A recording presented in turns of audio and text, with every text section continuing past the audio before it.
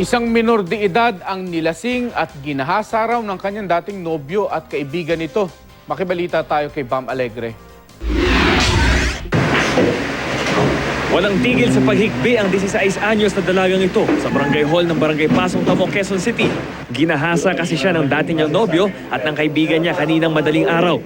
Inimbitahan lang ang biktima sa isang birthday party pero hindi niya inakalang may maitim na balak pala ang mga suspect nang malasing ang biktima.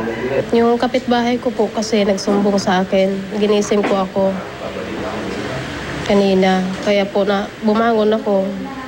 Tapos tinanong ko po yung kapitbahay ko kung bakit. Sabi yung anak mo iyak ng iyak. Sabi ko bakit? Nirape daw po siya, pinagtutulungan daw po siya ng dalawang lalaki.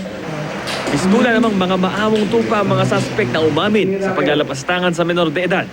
Si Jason Reyes, 19 anyos, at si Mark Nunez, 24 anyos. Naamin ko po yun, totoo po yun. Bakit daw po nila nagawa? Nakakuha lang po kami sa alak. Nainggit lang po ako. Tumitingin lang po ako sa kanila eh. Desidido ang pamilya ng biktima na magsampa ng kaukulang mga kaso. Nasa pangangalaga na ang mga suspect ng mga pulis.